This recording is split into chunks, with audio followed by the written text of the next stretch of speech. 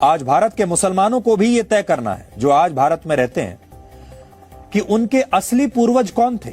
इस्लाम धर्म का उदय 7वीं शताब्दी में हुआ था और इससे पहले भारत में केवल हिंदू, जैन और बौद्ध धर्म के लोग ही रहा करते थे और कोई धर्म के लोग यहां थे नहीं।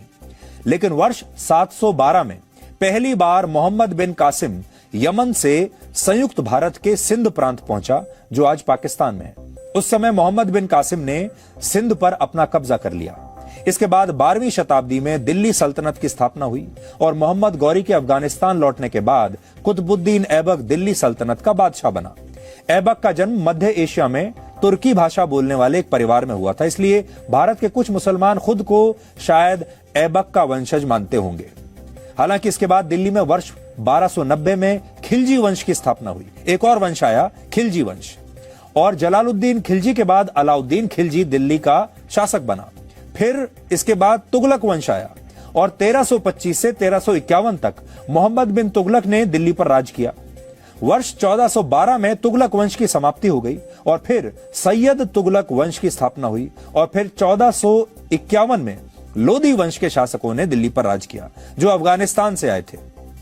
इसलिए आज भारत के जितने भी तमाम मुसलमान हैं, आज उन्हें हो सकता है उनमें से बहुत सारे अपने आप को लोदी वंश का भी बताते हों। लोदी वंश के बाद 1526 में मुगल भारत आए, जो तैमूर लंग के वंशज थे। तैमूर लंग मध्य एशिया का एक बड़ा मुस्लिम शासक था।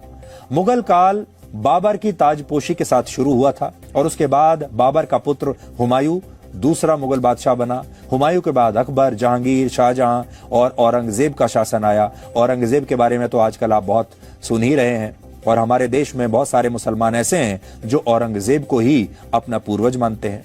बहादुर शाह जफर आखिरी मुगल बादशाह थे और कुछ मुसलमान हो सकता है उन्हें भी अपना पूर्वज बताते होंगे।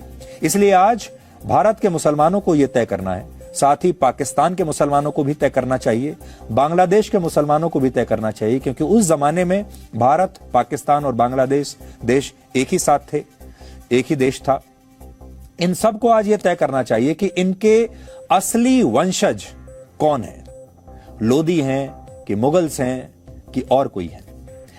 यह कुतुब मीनार पर अब तक का सबसे गहन विश्लेषण है जो आज हमने आपको दिखाया, और यह विश्लेषण तथ्यों पर आधारित है, इतिहास की सही जानकारियों पर आधारित है, एएसआई की रिपोर्ट पर आधारित है, ऐतिहासिक दस्तावेजों पर आधारित है, जिसमें हमने ग्राउंड जीरो पर जाकर खुद साक्ष्य इकट्ठा किए। इसलिए आप चाहें तो इस विश्लेषण को अपने दोस्तों के साथ शेयर कीजिए, अपने परिवार के लोगों को फॉरवर्ड कर सकते हैं। उन्हें कुतुब मीनार का असली इतिहास आज आप बता सकते हैं, जो कि आपके स्कूल में और कॉलेजों में इतिहास की किताबों ने आपको कभी बताया नहीं, क्योंकि इस विश्लेषण में जो बातें हमने बताई हैं वो आपको इतिहास की किताबों में शायद पढ़ने को नहीं मिली होंगी। इसलिए आज हम चाहेंगे कि जब हम इतिहास को सही करने की इस परंपरा को शुरू कर रहे हैं, तो आपको ये विश्लेषण व्हाट्सएप के जरिए फॉरवर्ड कीजिए, फेसबुक पर शेयर कीजिए लोगों के साथ, या जिस भी सोशल मीडिया के जिस माध्यम पर आप हैं, आप इस विश्लेषण को अपने दोस्तों के साथ और समाज में अपने लोगों के साथ